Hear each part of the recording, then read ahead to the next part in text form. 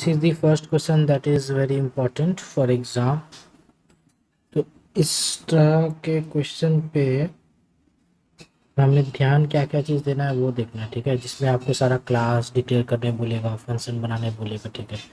सारा चीज़ खुद से वो दे देगा, बस इसको कॉपी पेस्ट करना है तुमको, ठीक है। सबसे पहले देखो यहाँ पे क्या दिया है, क्लास का नाम दे दिया है। क्या दिया है? क्लास का नाम डेज, ठीक है। With a parameterised get function, ये गेट और दो ब्रैकेट है यहाँ पे, तो क्या हो गया, ये गेट फंक्शन बनाना है। किस चीज़ के लिए? एक्सेप्ट करना हो। गेट फंक्शन से हम लोग क्या करेंगे, इनपुट लेंगे, है ना, टोटल डेज। तो टोटल डेज लेना है, मतलब इन डे में जाएगा, ठीक है। 27 दिन, 200 दिन, 500 दिन, जो भी है। फिर राइट अ कैलकुलेट मेथड, फिर क्या करना है हमको, कैलकुलेट मेथड को लिखना है, ठीक है। कैलकुलेट मेथड बनाना है। कैलकुलेट मेथड के अंदर क्या रहेगा, कैलकुलेशन होगा। उसके बाद एक डिस्प्ले मेथड बनाना है, एक और फंक्शन बनाना है, डिस्प्ले फंक्शन, ठीक है, जिसके अंदर ये सारा प्रिंट करेंगे। उसके बाद फिर एक मेन फंक्शन बनाना है। एक मेन फंक्शन तो बनाना ही पड़ेगा ना, ठीक है। एक मेन फंक्शन बनाना पड़ेगा जिससे जिससे कि हम लोग ऑब्जेक्ट क्रिएट करेंगे और कॉल करेंगे ऑब्जेक्ट को। यही सब चीज़ होता है इसमें, ठीक ना। तो सिंपल सा प्रोग्राम है, देख के हम लोग स्टार्ट करेंगे, ठीक है। So we can start. तो सबसे पहले क्या होगा, यहाँ पे हमको पता है कि हमको क्लास डिक्लेयर करना है। तो सबसे पहले क्या हो जाएगा मेरा, पब्लिक क्लास। क्लास का नाम क्या होगा, डेज होगा, ठीक है। डी कैपिटल है तो तुम भी डी कैपिटल ही लिखोगे, ठीक है। उसके बाद उसने क्या बोला, उसके बाद उसने बोला गेट फंक्शन बनाने के लिए, तो गेट, तो पब्लिक वॉइड फंक्शन का नाम गेट, और इसके अंदर एक पैरामीटर लेना है ए, जिसकी हम इनपुट लेंगे, ठीक ना। इंपॉर्टेंट बात क्या है, ये क्या है तुम्हारा, ये क्या है तुम्हारा एक्सेस स्पेसिफायर, ठीक है। हर एक फंक्शन का एक एक्सेस स्पेसिफायर होता है, ठीक है।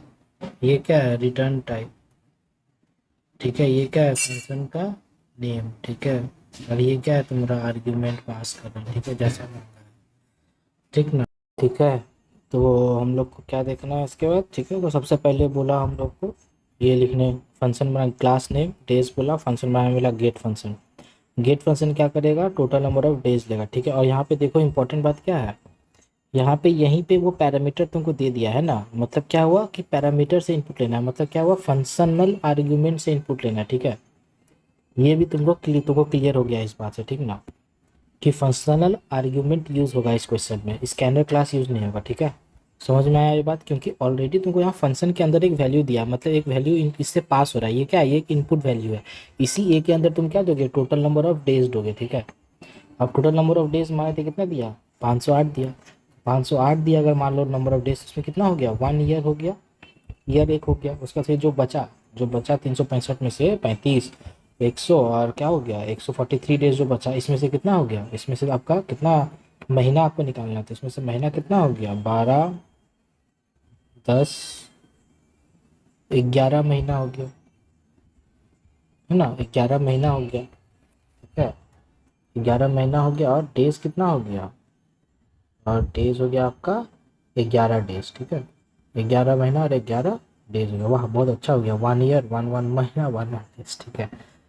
तो इस तरह से हम लोग को निकालना है, ठीक है, कि ईयर कितना है उस डेज में, महीना कितना है और डेज कितना है, ठीक है। तो इसी तरह से हमको निकालना है। अब हमको क्या करना है, अब हमको डिस्प्ले फंक्शन निकालना है, ठीक है।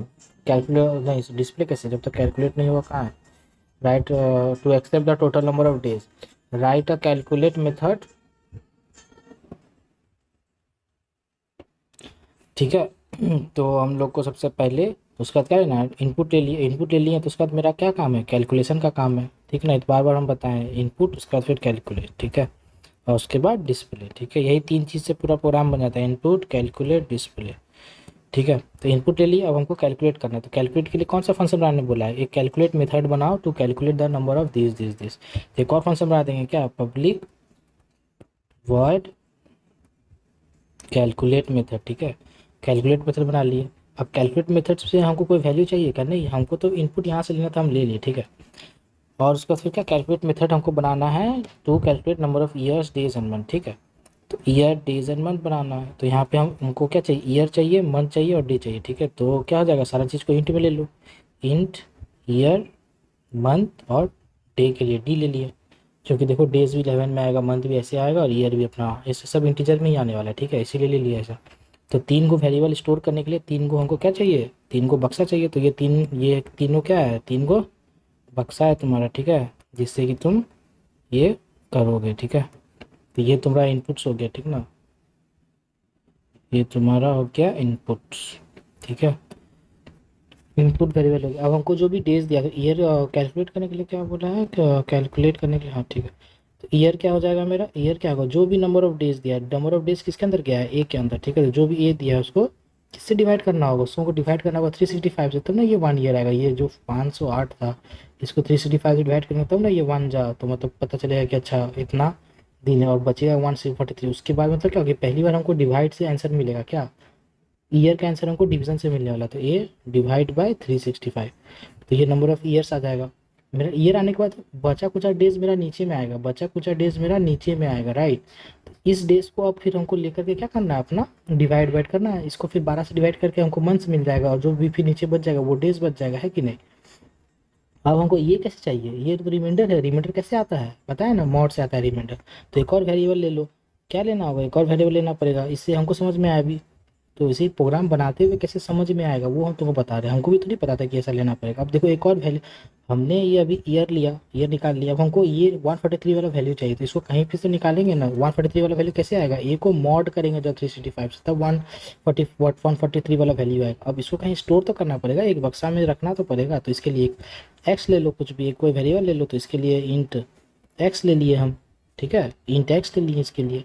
तो अब x के अंदर मेरा 143 आ गया, अब x के अंदर 143 आ गया, तो मंथ कैसे निकालेंगे, x के अंदर ना 143 है, तो वो x को डिवाइड करेंगे किससे, 12 से, तो 12 से डिवाइड करेंगे तो नंबर ऑफ मंथ मिल जाएगा। अब जैसे ही 143 को तुम 12 से डिवाइड किए, 11,132 बचा कितना, 8 9 10 11, 11 बचा ना, 11 बचा। अब ये नंबर ऑफ डेज है, अब फिर से हमको नीचे वाला चीज़ वैल्यू चाहिए, हम डेज के लिए नीचे वाला वैल्यू चाहिए ना, तो डेज कैसे निकलेगा, days equal to S X mod 12 करेंगे, मॉड से नीचे देता है तो निकल गया तीनों चीज़, ठीक है। कैलकुलेट में कैलकुलेशन हो गया, उसके बाद आप क्या करना, डिस्प्ले करना, तो पब्लिक डिस्प्ले फंक्शन का नाम देखो क्या दिया, DISP, तो तुमको भी वही लिखना होगा, ठीक है, पब्लिक वॉइड DISP डिस्प्ले। तो डिस्प्ले फंक्शन में हम क्या करेंगे, डिस्प्ले कर देंगे system dot out dot println number of, sorry ऐसे मत दो, ऐसे दो, टोटल डेज गिवन, तो टोटल डेज जो यूज़र इनपुट किया, टोटल डेज कितना दिया था, वो ए के अंदर दिया था, तो टोटल डेज ये हो गया, ठीक है। System dot out dot println year, year equals to कितना होगा, ईयर किसके अंदर दिए, वाई के अंदर, वाई आर के अंदर ईयर हो गया, ठीक है। और उसी तरह system dot out dot println months equal to, ठीक है, प्लस एम, और डेज किस में स्टोर कर लिया हम लोग, डेज हम लोग स्टोर कर लिए किस में, प्लस डी में, ठीक है। तो ये सारा डिस्प्ले हो गया। अब हमको क्या चाहिए, मेरा इसमें देखो मेन फंक्शन मिसिंग है, क्या मिसिंग है, मेन फंक्शन तो मिसिंग है, मेन ही तो मेन फंक्शन है भाई, ठीक ना। तो मेरा यहाँ पे मेन कैलकुलेशन क्या हो गया, मेन में जो कैलकुलेशन किए कहाँ वहाँ पे किए, मेन कैलकुलेशन मेरा ये वाला कैलकुलेशन समझ में आना चाहिए, क्यों ऐसा क्यों कर रहे हैं, है ना। फिर हम लोग ये क्यों किए, क्योंकि अब हमको उससे मतलब ही नहीं है, नीचे वाला उससे मतलब, फिर उसको फिर बाकी दोनों चीज़ इससे कर लिए और इससे क्या, तो ये हमको समझ में आना जरूरी है, ठीक है। उसके बाद हम लोग क्या करने वाले हैं, तो उसके बाद हम लोग क्या करने वाले हैं, नहीं ना, तो मेन मेथड लिखेंगे क्या, पब्लिक मेन में हम लोग क्या लिखते हैं, स्टैटिक वॉइड मेन, सब चीज़ का मतलब बताया है, ठीक है। हर बार क्या होता है, सबसे पहले कौन सा मेथड एग्जीक्यूट होगा, मेन मेथड एग्जीक्यूट होगा, ठीक है, बिकॉज ऑफ, ठीक है। तो अब मेन मेथड हमको क्या करना होगा, मेन मेथड सबसे पहले यहाँ पे क्या क्रिएट करेंगे, ऑब्जेक्ट क्रिएट करेंगे, क्या क्रिएट करेंगे, इसका ऑब्जेक्ट। ऑब्जेक्ट क्रिएट करने का तरीका क्या है, क्लास का नाम, क्लास का नाम क्या था इसमें, क्लास का नाम था ऊपर आओ डेज, क्लास का नाम कैपिटल डी, बाकी सब छोटा दो, फिर डेज, और फिर ऑब्जेक्ट का नाम ओबीजे, फिर क्या न्यू कीवर्ड, उसके बाद फिर से क्लास का नाम और ये फंक्शन, ठीक है। तो ये ऑब्जेक्ट बन गया। अब फिर ऑब्जेक्ट से क्या करेंगे, हर को कॉल करेंगे, हर एक फंक्शन को कॉल करेंगे। तो कॉल करने का तरीका क्या होता है, ऑब्जेक्ट नेम डॉट सबसे पहले कौन फंक्शन चाहिए हमको, सबसे पहले इनपुट चाहिए ना जी, तो इनपुट फंक्शन को बुलाएंगे, सबसे पहले गेट फंक्शन को बुलाएंगे, क्योंकि इनपुट जब तक लेंगे नहीं तब तक कैसे काम चलेगा, ठीक है। तो क्या होगा यहाँ पे, गेट फंक्शन आ गया। उसके बाद फिर किसको बुलाएंगे, कैलकुलेट फंक्शन को बुलाएंगे। उसके बाद किसको बुलाएंगे, डिस्प्ले फंक्शन को बुलाएंगे। डिस्प्ले फंक्शन बुला दिया, ऑब्जेक्ट डॉट फंक्शन का नाम, ठीक है। और ये तुम्हारा सॉल्व हो गया, ठीक है ना। तो तुम्हारा ये क्या है, तुम्हारा क्लास नेम है, ठीक है, ये ऑब्जेक्ट नेम है, बनाने का तरीका है, ठीक है। ऑब्जेक्ट डिक्लेयर करने का तरीका क्या होता है, बार फिर से बता देते हैं। ऑब्जेक्ट डिक्लेयर करने का तरीका क्या होता है, क्लास का नाम, ऑब्जेक्ट का नाम इक्वल टू न्यू, ये क्या है, ये कीवर्ड है, न्यू क्या है, कीवर्ड है, और फिर उसके बाद वापस से क्लास का नाम, और फिर ये फंक्शन है, ठीक है। अभी के लिए इतना ही समझो, ठीक ना, इतना बनाना काफ़ी रहेगा, ठीक ना। And create a main method to create an object and call, ठीक है, ठीक है। तो एग्ज़ाम में ऐसा क्वेश्चन आएगा, आपको इतना बना लेना है, ठीक ना। इनपुट हो गया, कैलकुलेट हो गया, और फिर सारा चीज़ हो गया। तो ये दूसरा क्वेश्चन है, ठीक है, जो इस तरह का क्वेश्चन आता है, ठीक ना। कभी ऐसा इलेक्ट्रिसिटी बिल पे आ जाएगा, कभी मार्क्स पे आ जाएगा कि मार्क्स ले लो स्टूडेंट का, फिर वो मार्क्स के हिसाब से उसका एवरेज कैलकुलेट कर दो, फिर देखो मतलब परसेंटेज निकाल लो, फिर देखो वो फर्स्ट डिवीज़न किया, सेकंड डिवीज़न किया, क्या क्या है ना, HRA DA। तो इफ़ वाला प्रोग्राम कैसे समझना है कि इफ़ का प्रोग्राम है, सिंपल सा बात है, उसमें ऐसा ही कुछ लिखा हुआ होगा, ठीक है। एक रेंज जरूर होगा, ठीक ना, इफ़ करके एक रेंज जरूर बना होगा, ठीक है। तो उसी से समझना है कि तुमको कि ये इफ एल्स का प्रोग्राम है, ठीक है। कैसे रेंज है, देखो ये रेंज देखो कहाँ है, if unit consumed is less than equal to 100, less than equal to 100 का मतलब क्या हुआ, ठीक है। ये तुम्हारा 100 है, ये तुम्हारा 0 है, ये तुम्हारा 50 है, ये तुम्हारा 150 है, ये तुम्हारा 200 है, ये 250 है, ये 300 है, ये 300 से ज़्यादा है ना। भाई पहला रेंज क्या बोल रहा है वो, if unit consume is less then 100, मतलब यहाँ तक का बात कर रहा है, राइट। उसके बाद वो किसका बात कर रहा है, उसके बाद बात कर रहा है 100 से 200 तक का, उसके बाद का रेंज क्या है, ये 100 से 200 तक का रेंज का बात कर रहा है, ठीक है। इस क्वेश्चन को अच्छा से समझेंगे हम लोग। फिर 200 से 300 का बात कर रहा है, ठीक है। अब क्योंकि ये टैब है मेरा, तो I can use different colours अच्छा से समझाने के लिए, अच्छी बात है, ठीक है। तो फिर उसके बाद क्या है, 200 से 300 का एक अलग, 200 से 300 का है एक अलग हिसाब है, देखो वहाँ पे हिसाब है अलग अलग, ठीक है, कि उस टाइम पे 3 रुपया लेना है ना। और अगर 300 से ज़्यादा है तो फिर उसका एक अलग हिसाब है, 300 से ज़्यादा का क्या हिसाब है, एक अलग हिसाब है क्या, तो उसका अलग हिसाब है, ठीक है। और 300 से बड़ा मतलब इधर यहाँ पे इतना दूर तक कुछ भी हो सकता है, ठीक है। 300 से बड़ा मतलब कुछ भी नंबर तक, वो उसका अलग हिसाब है, ठीक है।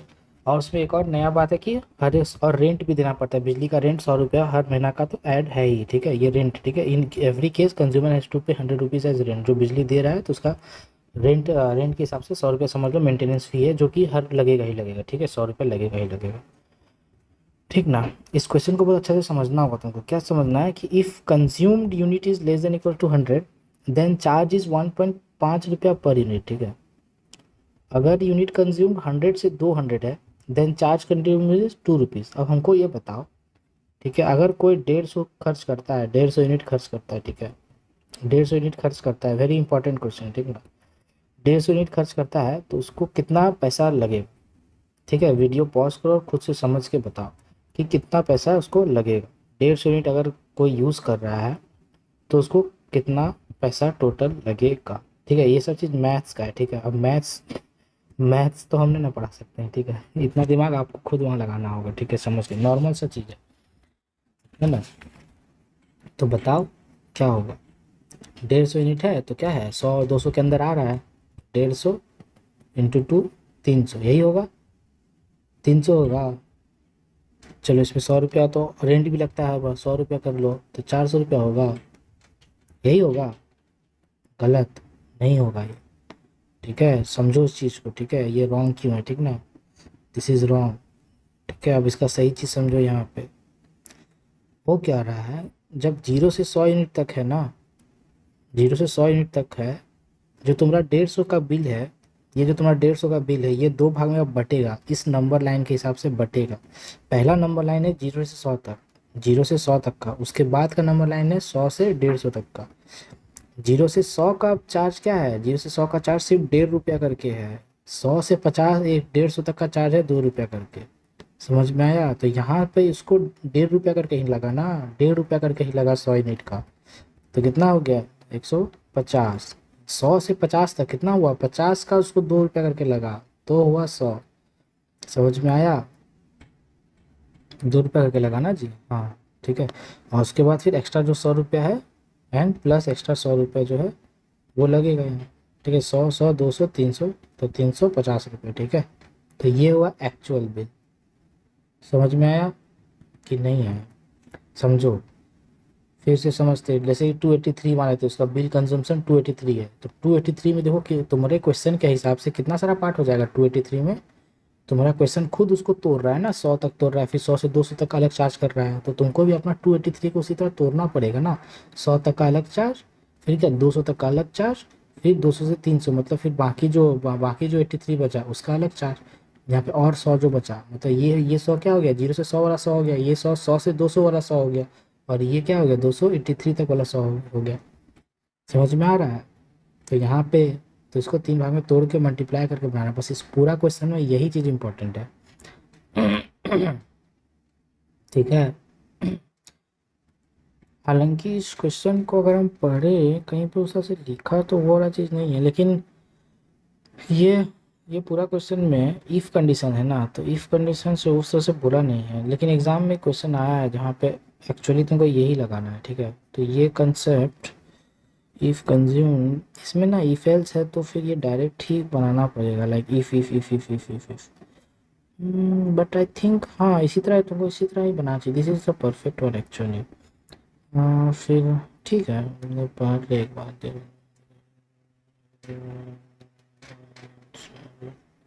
हाँ सही है, सही सही। ठीक है, तो लेना क्या क्या इनपुट है? ठीक है, सबसे पहले हम लोग क्या करना है, अब समझो एक बात को, जब भी इफ एल्स कंडीशन टाइप का कुछ भी प्रोग्राम है ना, तो हमेशा ट्राई करो स्कैनर क्लास से बनाने का। ठीक है, अगर स्पेसिफिकली मेंशन नहीं करता है कहीं पे, देखो कहीं पे लिया बोला नहीं कि कैसे इनपुट लो। ठीक है, इनपुट लेना है, नाम क्यों ले रहे हैं स्कैनर क्लास से, क्योंकि देखो कभी भी बिल जनरेट होता है ना, बिल जनरेट होता है, तो बिल भी देखो कस्टमर नेम ऐसा लिखा हुआ आता है ना, कस्टमर नेम, कस्टमर आईडी है ना, यूनिक आईडी, कस्टमर कितना यूनिट उठा है ना, ये सारी चीज़ लिखा हुआ था, तो इस तरह से डिस्प्ले होता है वो सारी चीज़ तुम्हारा प्रिंटेड बिल में, तो वो डिस्प्ले कराने के लिए हमको स्कैनर क्लास यूज़ करना पड़ेगा ना। तो अच्छा लगेगा ना कि enter the name, enter the customer name, enter the ID name, ऐसे से, तो इसीलिए वो स्कैनर क्लास यूज़ करते हैं। ठीक है, बस और कोई बात नहीं है, इतना चीज़ हम लोग समझ गए। ठीक है, ये नंबर लाइन रहने देते हैं, maybe we can remove this now. ठीक है, और ये क्वेश्चन पेपर जो है, क्वेश्चन पेपर है मेरे पास एक बगल में, चलो बनाते हैं अब इसको। तो सिंपल सा बात है कि स्कैनर क्लास है तो फिर क्या होगा, स्कैनर क्लास है तो क्या होगा,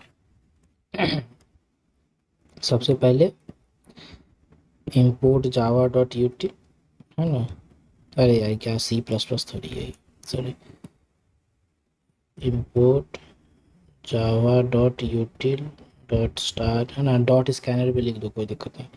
ठीक है, सबसे पहले क्लास का नाम देखो, उसने बोला है क्या कुछ देने के लिए, क्लास का नाम नहीं बोला, तो अपने मन से कुछ भी दे सकते हो, कुछ भी मतलब कुछ भी नहीं होता। ठीक है, कुछ अच्छा वैल्यू दो, तो बिल कैलकुलेट करे तो बिल दे दो क्लास का नाम। ठीक है, उसके बाद public static void main string ARGS। ठीक है, उसके बाद फिर क्या होगा, scanner in equals to new scanner system dot in. ठीक है, और उसके बाद हम लोग को क्या करना है ब्रो, हाँ चलो अब हमको इनपुट लेना है, क्या क्या इनपुट लेना है देखो, write a Java program to input the name of the consumer and unit consume. हमको नेम लेना है और कितना यूनिट कंज्यूम करता है, नाम हमेशा क्या होगा, स्ट्रिंग ही होगा, तो एक स्ट्रिंग नेम वेरिएबल ले लिए। यूनिट कंज्यूम, यूनिट क्या होगा, 100 यूनिट भी हो सकता है, 100 यूनिट भी हो सकता है, और 100.5 यूनिट भी हो सकता है, यूनिट तो कभी भी हो, कितना भी हो सकता है ना, तो डबल ले लो, यूनिट के लिए डबल यूनिट ले लिए। ठीक है, कितना यूनिट है, क्योंकि यूनिट यूनिट से ही तो बिल बनता है ना। अब हमको ये इनपुट लेना है, तो फिर हम क्या लिखेंगे, system dot out dot println enter your name है ना, कस्टमर का नाम डालेंगे तो वो चला जाएगा नेम के अंदर, नेम इक्वल्स टू क्या लिखते हैं, इन डॉट नेक्स्ट लाइन, ऐसा कुछ लिखते हैं ना, इसमें देख लेना है, लाइन ही लिखते हैं sir, system dot out dot println, फिर क्या होगा, एंटर अमाउंट ऑफ क्या, यूनिट्स कंज्यूम्ड। कंज्यूम्ड, ठीक है। तो ये यूनिट किसके अंदर चला जाएगा, यूनिट के अंदर चला जाएगा, तो इन डॉट नेक्स्ट डबल, ठीक है। डबल का डी कैपिटल होता है, ठीक ना, लाइन का एल कैपिटल होता है, ठीक है। तो ये हो गया, हमको यही दो इनपुट चाहिए था, हम बार बार वही बता रहे हैं, प्रोग्राम बस इनपुट कैलकुलेट और आउटपुट पे ही खत्म हो जाता है, ठीक है ना। इनपुट वेरिएबल समझ में आ गया, कैलकुलेशन समझ में आ गया, आउटपुट देना है बस। किसी प्रोग्राम को ऐसे बनाना है, किसी प्रोग्राम को वैसे बनाना है, किसी प्रोग्राम को फंक्शन ओवरराइडिंग से बनाना है, किसी को फंक्शनल आर्गुमेंट से बनाना है, किसी को स्कैनर से बनाना है, बस, ठीक है। हो गया मेरा काम, तो दो चीज़ मिल गया। हमको क्या चेक करना है, हमको अपना चेक करना है क्या, कि अगर क्या मेरा जो बिल है वो 0 से 100 के अंदर है, पहला तो केस ये है, तो इफ़, तो यहाँ पे हम इफ़ कंडीशन लगाना स्टार्ट कर देंगे, if unit less than equals to 100, ठीक है। If unit less than equals to 100, तो क्या होगा जी, क्या होगा, if unit less than equals to 100, तो मेरा क्या होगा कंडीशन, तो मेरा बिल बिल कैलकुलेट करना होगा ना। बिल के लिए हम यहाँ लिए नहीं है कुछ, ठीक है, तो एक डबल यूनिट के साथ बिल भी ले लो, ठीक है, कि बिल ताकि कैलकुलेट करके डिस्प्ले करा पाए, ठीक है, ठीक है। बिल को 0 पुट कर देना, ठीक है। अब बिल, तो बिल क्या होगा, बिल विल बी कितना था, 1.5 इंटू क्या, 100, नहीं भाई, यूनिट यूनिट होगा ना, यूनिट में वैल्यू देगा यूज़र 100, ये क्या है, 0 से 100 तक का वैल्यू है। यूनिट में वो कुछ भी दे सकता है, 73 79 है ना, 100, ठीक है, कुछ भी दे सकता है। यहाँ पे इक्वल टू भी होगा, ठीक है, ये ध्यान रखो, इक्वल टू तक बोला है क्वेश्चन में, ठीक है। तो ये इंटू जो भी यूनिट देगा, ठीक है, तो ये बिल कैलकुलेट हो जाएगा, और बिल कैलकुलेट हो जाएगा, और फिर क्या कर देंगे, एक टोटल बिल भी तो लेना पड़ेगा ना, कहाँ आ गया bill, total bill. Total bill क्यों लेना पड़ रहा है, क्योंकि ये जो बिल आएगा ये पूरा बिल नहीं है, टोटल बिल कैसे होगा, सॉरी चलो इसी के अंदर ले लेते हैं, देखते हैं, इसका ज़रूरत अभी तो नहीं लग रहा, ठीक है। टोटल बिल क्या होगा, ये यूनिट, ये तो पहला बिल हुआ, इसके साथ क्या जुड़ेगा, हर बार एक रेंट जुड़ेगा, 100 रुपये का एक रेंट जुड़ेगा, है ना। और फिर system dot out dot print L N, क्या क्या प्रिंट करना है, calculate bill of the month and display name of the consumer and total bill in rupees, ठीक है। तो display name of the customer name equals to किसके अंदर चला जाएगा, नेम, ठीक है, और system dot out dot print the bill, calculate bill and display the name and total bill and the total bill, total bill क्या हो गया, बिल के अंदर आ गया, ठीक ना। तो ये हो गया पहला इफ कंडीशन। इफ अगर ऐसा नहीं हुआ तो कैसा होगा, यूनिट ग्रेटर देन 100, और क्या, and unit less than equals to 200। ये एंड सिंबल पता है कि नहीं, ये तो सिंपल सा ऑपरेटर है भाई, इम्पल्स ऑपरेटर है एंड, क्योंकि मेरा बिल क्या होगा, इसके बीच में लाई करना चाहिए, मेरा बिल क्या इसके बीच के में लाई करना चाहिए, 100 से बढ़ाना चाहिए लेकिन 200 से छोटा आना चाहिए, मतलब दोनों वैल्यू को ट्रू होना चाहिए, दोनों वैल्यू शुड बी ट्रू, तभी मेरा ये इस लूप के अंदर जाना चाहिए। मतलब ऐसा हो सकता है, ठीक है, ऐसा नहीं हो सकता है, ऐसा होने जब 200 हो जाएगा तो उसके लिए अलग इफ एल्स कंडीशन लगेगा ना। यहाँ पे देखो, ये 100 से बड़ा है और 200 से कम है, तभी इसके अंदर आएगा। ये देखो, ये भी 100 से बड़ा है लेकिन 200 से भी तो ज़्यादा हो जा रहा है ना, 200 से ज़्यादा नहीं चाहिए हमको, 200 से ज़्यादा वाला के लिए क्या है, एक अलग कंडीशन है, 200 से ज़्यादा वाला के लिए क्या है, 3 रुपया पर यूनिट है।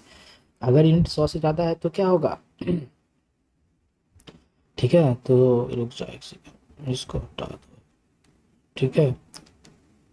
तो 100 से अगर ज़्यादा है तो क्या होगा, तो एक बात समझो, 100 से अगर ज़्यादा है, ठीक है, समझो एक बात, मान लेते 138 है, ठीक है, एकदम अच्छा से समझते हैं इसको, ठीक है। तो फिर बिल क्या होगा मेरा, ठीक ना, 100 से ज़्यादा है मतलब 100 तक तो यू यूज़ किया ही है ना, इतना तो कंफर्म है, और इस 100 तक जो यू यूज़ किया है उस पर उसको कितना रुपया करके लगा है, 1.5 रुपया करके, तो 1.5 और 100 कितना हो गया, 150 रुपया तो उसको लगेगा ही लगेगा, ये बात समझ में आ रहा है, 150 रुपया तो उसको लगेगा ही लगेगा, ठीक है। और 100 रुपया उसको एक एक्स्ट्रा बिल जो तो है ही, बाकी जो बचा 38 रुपया उसी में ना उसको लगेगा 2 रुपया के हिसाब से, ये बात समझ में आ रहा है।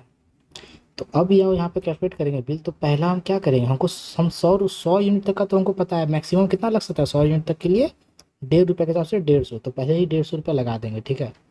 और 100 रुपया तो मेरा रेंट लग ही रहा है हर महीना, क्योंकि वो बिल दे रहा है तो बिल का एक सर्विस चार्ज या रेंट ले रहा है, ठीक है, 100 रुपया, तो ये दो चीज़ से हो गया। ये 150 रुपया क्या है, 100 यूनिट तक का बिल। अब मेरा तो यूनिट 138 है ना, तो हम 100 तो यूनिट तक कैलकुलेट कर दिया, अब सिर्फ 38 यूनिट का बिल कैलकुलेट करना है ना, तो हम क्या करेंगे यहाँ पे क्या करेंगे, यूनिट -100, क्योंकि जो मेरा यूनिट होगा 100 से बड़ा होगा तो ये बड़ा वैल्यू होगा, यूनिट -100 इंटू, तो जो भी बचेगा मान लीजिए 138 है तो 38 बचेगा, इंटू क्या, 2 रुपया, 2 रुपया हो, 2 रुपया, ठीक है, तो 2 रुपया हो गया। तो यहाँ पे ये मेरा बिल कैलकुलेट हो गया, समझ में आया। और उसके बाद फिर सेम टू सेम लाइन यहाँ पे चिपका देना है तुमको, ठीक है, सेम टू सेम लाइन यहाँ पे तुमको क्या कर, ठीक है,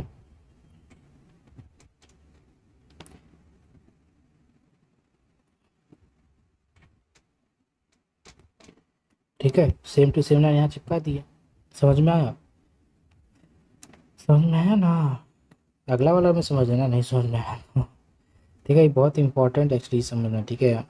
अब क्या होगा, अब क्या होगा तुम्हारा नंबर लाइन के हिसाब से तुमको बता रहे हैं, नंबर लाइन अगर समझ गए तो फिर बाकी चीज़ समझ ही गए। अभी मेरा बिल कितना था, 100 से बड़ा होगा लेकिन 200 से कम होगा, मतलब 138 होगा, लेकिन 100 तक तो मेरा एक अलग अलग रूट, अलग दाम है ना। 100 तक का दाम क्या है मेरा, 100 तक का दाम क्या है मेरा, 1.5 रुपया ही तो है। 100 तक का मेरा दाम 1.5 रुपया ही है, तो 150 रुपया तो हमेशा लगेगा ही उसको। जो जो आदमी 100 से ज़्यादा यूज़ करेगा 150 रुपया तो उसको लग ही जाएगा 100 तक के लिए, कन्फर्म है। बाकी जो बचा मेरा 38 रुपया, 38 यूनिट, उसी पे तो 2 रुपया करके लगेगा, और फिर अगला 100 रुपया तो मेरा इसके लिए, ठीक है। नहीं समझ में आया तो मैसेज कर देना, फिर समझा देंगे कॉल करके तुमको। चलो, अब क्या है मेरा, इफ़ यूनिट, देखो अभी तुम समझ जाओगे, ठीक है, greater than 200 and then unit less than equals to कितना, 300। अब लेस देन इक्वल टू कितना, 300 तक। अब मेरा कौन सा रेंज हो गया, अब मेरा रेंज हो गया ये वाला, ठीक है, ये रेड रेड जोन हो गया, ठीक है, पबजी रेड जोन उड़ जाएगा। तो अब हम लोग को क्या करना है, तुम फिर से समझो, 200 से 300 के बीच का वैल्यू ले लो, 252 ले ले, 252 ले लिए। अब ये 252 तो मेरा क्वेश्चन के हिसाब से उसको तोड़ दो, क्वेश्चन ने बोला है 100 यूनिट तक, तो 100 यूनिट, फिर क्या 100 से 200 तक एक अलग अगला 100 यूनिट होगा, फिर बाकी 52 यूनिट, इसी तरह ना टूटेगा, टूटेगा। ये पहला, ये फर्स्ट 100 यूनिट है, तो फर्स्ट 100 यूनिट में कितना था, फर्स्ट 100 यूनिट में,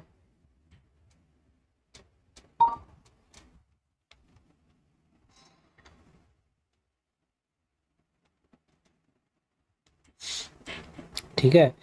अभी वीडियो बना रहे थे तो मेरा मैसेज आ गया कि तुम लोग कंप्यूटर के लिए नहीं आओगे, चलो ठीक है, हमको लगा कुछ बच्चा नहीं आएगा तो उन लोगों के लिए काम आ जाएगा, कोई नहीं आएगा, चलो ठीक है, ये लास्ट क्वेश्चन है, समझ लेना इसको भी, एक स्विच केस का वाला बता देंगे, ठीक है। तो फर्स्ट 100 यूनिट के लिए क्या हो जाएगा, फर्स्ट 100 यूनिट के लिए, फर्स्ट 100 यूनिट के लिए क्या होगा, कितना था यार, 1.5 रुपया करके, तो ये 150 रुपया होगा ही होगा। अगला 100 यूनिट के लिए 2 रुपया का, तो 200 रुपया होगा ही होगा। बाकी जो मेरा 52 यूनिट है इसी पे तो मेरा लगेगा कितना, कितना, 3 रुपया के हिसाब से, और फिर 100 रुपया का रेंट है, समझ में आया। तो फिर इस केस में मेरा बिल क्या होने वाला है, बिल मेरा क्या होने वाला है, 150 प्लस 200 प्लस 100 जो मेरा बिल वो है एक्स्ट्रा, प्लस जो भी मेरा यूनिट है उसको माइनस कर देना है किससे, 200 तक, क्योंकि 200 तक का हम कैलकुलेट कर दिए ना, 200 तक का तो हम बिल उससे ले ही लिए ना, 100 और 100, 200 तक का बिल हम उससे ले लिए, बाकी 52 यूनिट जो है उसी से लेना। तो मतलब क्या, जो भी यूनिट है उसको 200 से घटाना है, घटाने के बाद multiply it with, multiply, sorry एक सेकंड, मल्टीप्लाई इट विथ 3 रुपया, है ना। और फिर से यहाँ पर वही चीज़ पेस्ट कर देंगे, ठीक है, फिर से यहाँ पे वही चीज़ पेस्ट कर देना है, ठीक है,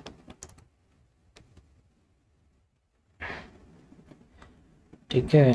ज़्यादा इफ एल्स में कंफ्यूज मत नहीं होना कि इफ एल्स ऐसे ही सब कुछ ना। अब ये सारा केस खत्म हो गया तो बाकी केस क्या होगा तुम्हारा, एलसी तो रहेगा, बाकी केस क्या रहेगा, एलसी रहेगा केस, ठीक है,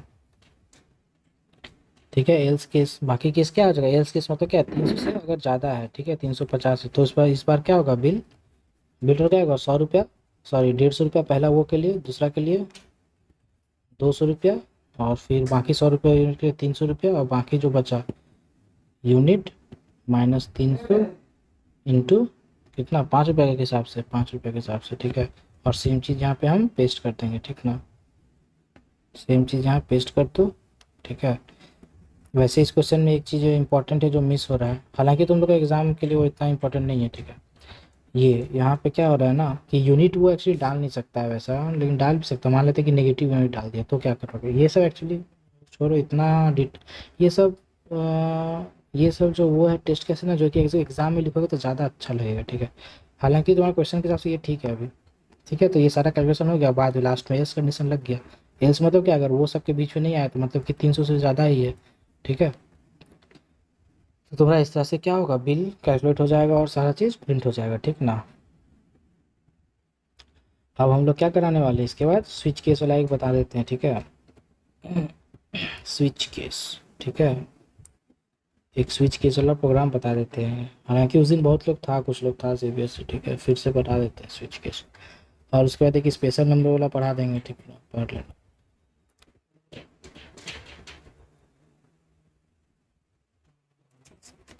चलो स्विच केस प्रोग्राम इज ये, ठीक है।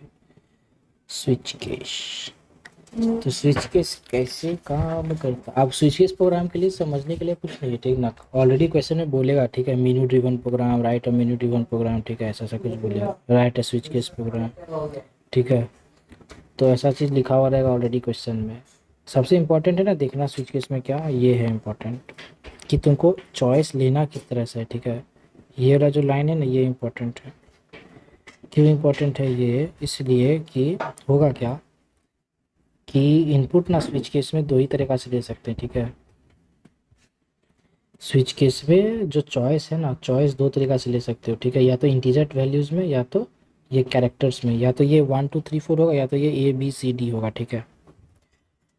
तो स्विच केस बनाने के लिए वही 5 से 6 स्टेप्स है, ठीक है। एक वीडियो बना रहे हैं तो फिर देख लेना बाद में, अभी बस डायरेक्टली समझ लो, ठीक है। 5 से 6 स्टेप है, बस इतना का ध्यान रखोगे, हमेशा 15 का 15 मार्क्स आएगा, ठीक है।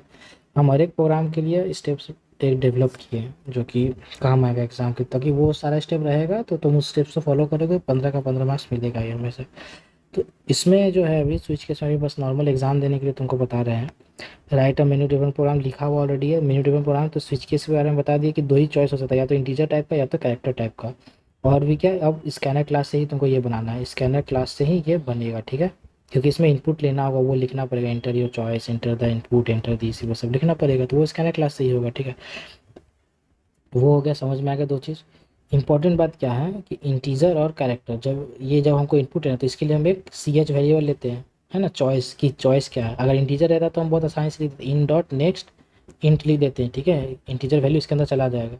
लेकिन अगर कैरेक्टर रहेगा तो क्या रहेगा, बताए थे क्लास में, in dot next char at 0, इस तरह से करके लिखा हुआ रहता है, ठीक है। In dot next char at 0 ऐसा लिखना पड़ता है, ठीक है। तो यही बस इंपॉर्टेंट बात है, सिंपल सा बात हो गया, ठीक है। अब हम लोग यहाँ पे स्टार्ट कर दें। क्वेश्चन क्या है तुम्हारा, देखो उम्मीद करो कि स्विच केस वाला प्रोग्राम को अटेम्प्ट करो, क्योंकि स्विच केस का प्रोग्राम के अंदर ज़्यादा दिमाग लगाने का नहीं होता है, सिंपल सिंपल कैलकुलेशन बहुत सिंपल रहता है, बस उसको लिखने का तरीका सीखना, ठीक है। और स्विच केस स्टार्ट होगा, ठीक है। स्विच यहाँ से स्टार्ट हुआ, केस 1, ठीक है। फिर केस 1 हुआ, ब्रेक। फिर केस 2 हुआ, ठीक है। जो भी तुम्हारा केस 2 चला, ब्रेक, ठीक है। केस 3 चला, ब्रेक, और उसका फिर एक डिफ़ॉल्ट केस होगा और ब्रेक, और फिर ये बंद होगा। देखो स्विच केस यहाँ से लेकर यहाँ तक चलता है, ठीक है। इसका ये जो करली ब्रैकेट स्टार्ट होता है, सारा केस खत्म होने के बाद, डिफ़ॉल्ट केस खत्म होने उसके बाद ही बंद होता है, ठीक है। ये इंपॉर्टेंट बात है, ये इंपॉर्टेंट बात है, ठीक ना। चलो तो बनाते हैं हम लोग इसको, ठीक है। स्विच केस प्रोग्राम तो अलग ही लेवल का चीज़ है। चलो तो वही चीज़ है, पहले स्टार्ट हो जाएगा, ठीक है। वो सब पहले लिख देना, ठीक है। पब्लिक क्लास, सब में एरिया निकाले तो क्लास का नाम एरिया दे दिए, ठीक है। ऊपर में यहाँ लिख लेना अपना क्या, वो स्कैनर क्लास लिखने के लिए जो लिखते हैं, ठीक है। इंपोर्ट जावा डॉट यूटिल, ठीक है। और यहाँ पे scanner in equals to new scanner system dot in, ठीक है। स्टार्ट करते हैं हम लोग। तो यहाँ पे सिस्टम डॉट आउट डॉट, यहाँ पे हमको क्या क्या चाहिए, हमको चॉइस चाहिए, राइट। तो ये 1 2 3 4 है अभी, ठीक है। एरिया ऑफ स्क्वायर, ठीक है। तो इंट चॉइस नाम का वेरिएबल डिक्लेयर कर दो, ठीक है। तो उसका system dot out dot println क्या, पहले इनपुट ले लेना है, इंटर योर चॉइस, ठीक है। इंटर योर चॉइस, ठीक है।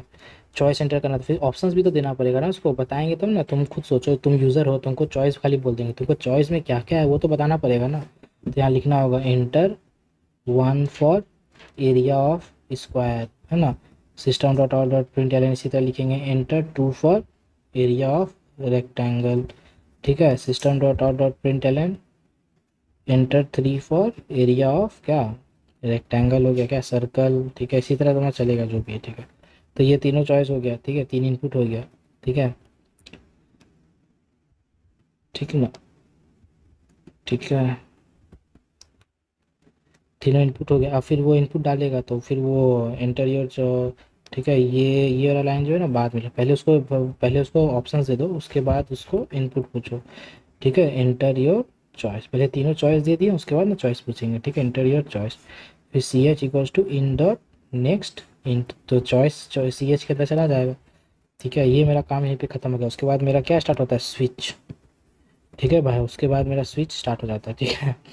तो यहाँ पे केस सी एच, तो केस अगर वन रहा, मतलब सॉरी, केस अगर वन रहा, ठीक है, स्विच सी एच ऐसे करके पास करना होता है, ठीक है।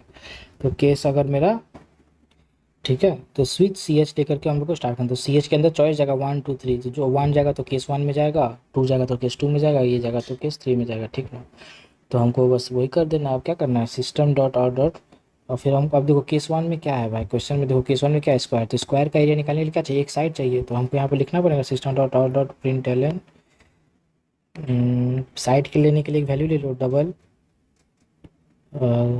ए ले लो, ठीक है, उसका system dot out dot print L दे दो क्या, enter side of square, enter side of square, तो स्क्वायर का साइड दे देगा, तो ये इसके ए के अंदर ले लेंगे हम इनपुट, इन डॉट नेक्स्ट डबल, ठीक है, ये साइड का स्क्वायर आ गया। अब इसको स्क्वायर बनाने के लिए क्या करना पड़ा, ए आ गया, तो फिर एरिया, एरिया निकालना, डबल ए आर ले लो, area of square equals to A into A, area of square तो आसान है, बस हो गया खत्म। और फिर इसका क्या, system dot dot print L calculate कर लिए, एरिया ऑफ स्क्वायर इज क्या, प्लस एरिया ऑफ स्क्वायर इस वेरिएबल के अंदर स्टोर किया ना, ये वेरिएबल के अंदर अंडर स्कोर दे करके, ठीक है, वेरिएबल के बीच में स्पेस नहीं हो सकता। हो गया मेरा काम खत्म। अगर अगर यूज़र स्विच क्या कहता है, अगर यूज़र क्या बोलते हैं, अगर यूज़र 2 देता है तो क्या है, 2 में रेक्टेंगल है, तो केस 1 सॉरी, तो ना ये स्विच के स्टार्ट हुआ है ना, ये बंद नहीं होगा, ठीक है, बंद नहीं होगा, ये तो इंपॉर्टेंट है, ठीक ना। यहाँ पे उसके बाद फिर क्या हो जाएगा, ब्रेक, ठीक है, उसका ब्रेक क्यों कर दे, ताकि आप दूसरा केस में ना चल जाए, क्योंकि यूज़र को तो खाली एक ही कोई चीज़ चाहिए ना, ठीक है, उसका केस 2 क्या, केस 2 में रेक्टेंगल है, तो क्या हमको क्या क्या इनपुट चाहिए होगा, चलो ये आ गया, अरे कॉल आ गया।